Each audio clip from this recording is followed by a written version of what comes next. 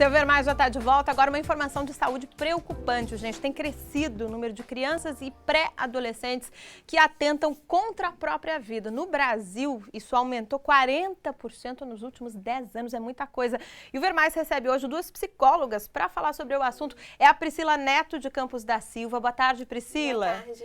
E ainda a Carolina Soares. Obrigada pela tua presença. Obrigada também, Carol. Eu que agradeço. Bom, vocês já trabalham aí já há algum tempo ajudando pacientes realmente a enfrentar a dificuldade de se socializar, às vezes de entender que tem limites, né? Vocês trabalham justamente com essa faixa etária, né? Vocês têm percebido isso também aqui em Florianópolis, essa realidade aqui? Sim, a gente tem percebido que essas crianças e adolescentes não estão conseguindo lidar com essas emoções.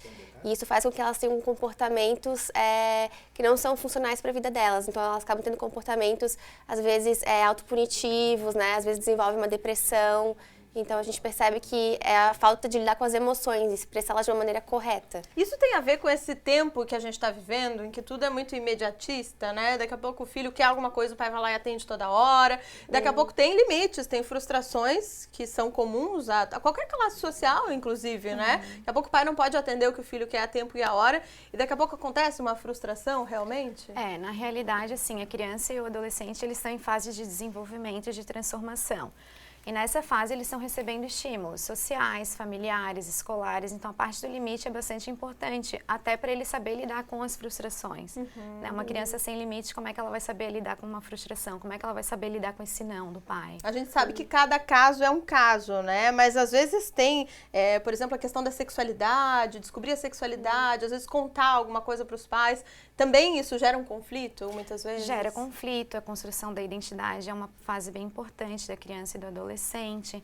E também a importância do diálogo aberto em casa, para esse adolescente não se sentir tolhido, para ele se sentir à vontade de conversar com esses pais sem um pré-julgamento, né, para colocar suas ansiedades, os seus medos. Às vezes parece que os pais são pegos de surpresa, né? A gente tem até um caso que aconteceu nesse fim de semana, né, que é diz respeito à intolerância mesmo, né, homoafetiva. A gente tem como chamar o VTzinho, rodar pra gente um VT sobre esse assunto, que aconteceu no fim de semana nos Estados Unidos, um atentado que matou 50 pessoas na cidade de Orlando. Foram 3 horas de pavor. A troca de tiros começou fora da discoteca, mas o atirador Omar Mateen, de 29 anos, conseguiu entrar com um rifle e um revólver. Oh my God, they're all shooting back and forth. Esta testemunha relembra o momento de pânico. Ele não parava, atirava e atirava, trocava munição e atirava.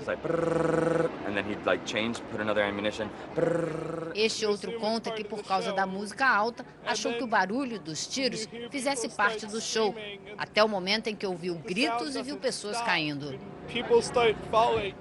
3 horas depois dos primeiros disparos, a equipe da SWAT invadiu o local com veículos blindados e matou o terrorista. Omar Sadiq Mateen nasceu em Nova York. Os pais dele são do Afeganistão. Antes de começar o ataque, do lado de fora da boate, ele ligou para o serviço de emergência da polícia e jurou fidelidade ao grupo terrorista Estado Islâmico, que mais tarde reivindicou a autoria do ataque.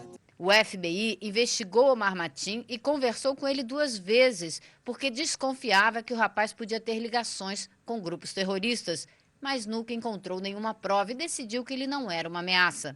O pai de Omar acredita que o tiroteio não teve motivação religiosa e contou que o filho ficou indignado ao ver um casal gay se beijando há 2 meses. Existe muitas vezes esse despreparo, às vezes, da pessoa de não saber lidar com a sociedade em que a gente está vivendo mesmo? É uma frustração, né? Ele tinha na cabeça dele que não tolerava situação de ver 2 homens se beijando, enfim, né? Isso também tem a ver, assim, desrespeito. Dá pra gente também pensar por aí?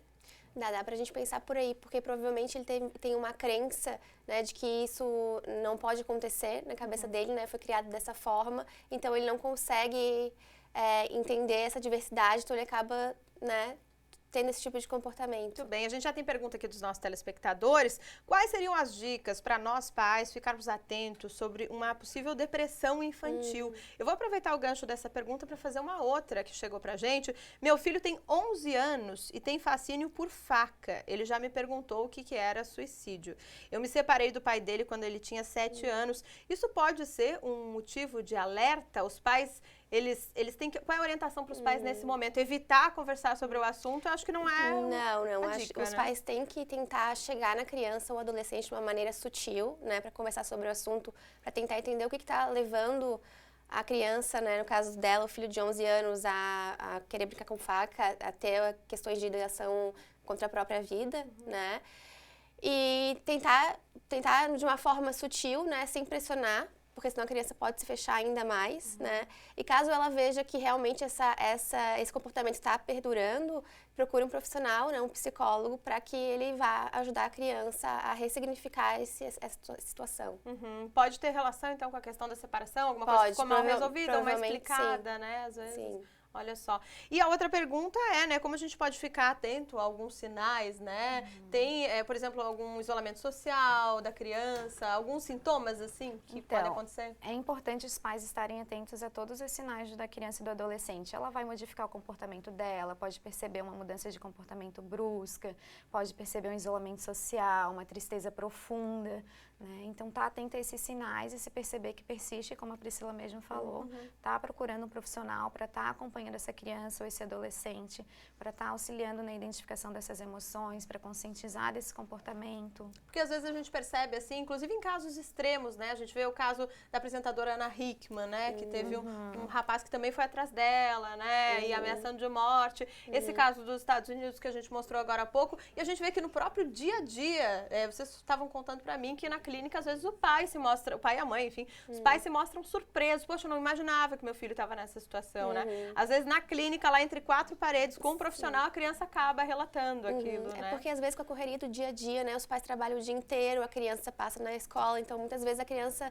eles não têm esse tempo, né, de estar conversando com o filho. Então a gente acha que o diálogo, primeiramente, restabelecer o diálogo é muito importante. Muito bem. A gente tem dados aqui, ó, isso já mata mais, esse assunto já mata mais que o HIV, gente. A primeira causa de morte de jovens hoje no Brasil é o trânsito. A segunda causa é justamente o atentado contra a própria vida e a terceira é o HIV. A gente tem mais uma pergunta aqui de uma telespectadora sobre um adolescente que sofre bullying. Que sinais que são alarmantes e, enfim, como lidar com isso? É um assunto muito complexo, né? Muito comum. Bem complexo e bem comum. Então, o adolescente que sofre bullying, provavelmente ele vai começar a se retrair socialmente, né? Ele vai apresentar talvez comportamentos, alterações de humor, ficar mais agressivo ou não querer ir para a escola. Ele pode também iniciar um quadro depressivo, né? Porque a gente sabe que o bullying, a baixa autoestima podem sim vir a desencadear uma depressão. Então, normalmente são esses comportamentos, assim, é uma alteração da personalidade, do humor da criança. E como é que vocês trabalham, Priscila? Tem que trabalhar todo mundo em conjunto, é a família, a escola, Sim. a própria criança ou adolescente, enfim? Então, a gente chama os pais, né? A gente conversa com os pais primeiramente, depois a gente trabalha em terapia de grupo, né? Com os adolescentes e as crianças. E a gente tenta ressignificar isso, assim, trabalhar o bullying, a autoestima, né? Os limites. Tenta a insegurança, então a gente tenta trabalhar essas questões para que eles consigam mesmo lidar com essas situações, com as emoções de uma maneira positiva. O importante é saber que não é crime falar sobre o assunto, né? A gente não Não. precisa ficar se sentindo mal e falar sobre o assunto, achar que vai acabar estimulando um comportamento assim, né? É preciso conversar com muita responsabilidade, claro, né? Mas conversar. Tem uma pergunta da Cleide de Criciúma que ela diz o seguinte: o meu irmão de 10 anos, ele falou que já tentou se matar. O meu pai disse que não é para levar a sério. Em geral, quando uma criança fala isso, a gente não leva a sério. Acho que tem que levar, né? Eu acho que a gente tem que levar a sério, né? Essa criança falou, eu acho que é um indício de que algo pode estar acontecendo, né? Então tem que ser investigado, né? Pode ser que seja realmente só uma fala, mas é muito difícil, é um sinal, então a gente tem que estar atento para esses sinais. Claro, né? ainda que a criança esteja falando isso, já é algo estranho, Já né? é algo estranho, exatamente. Mesmo que seja de brincadeira, às vezes, que a gente pensa, né?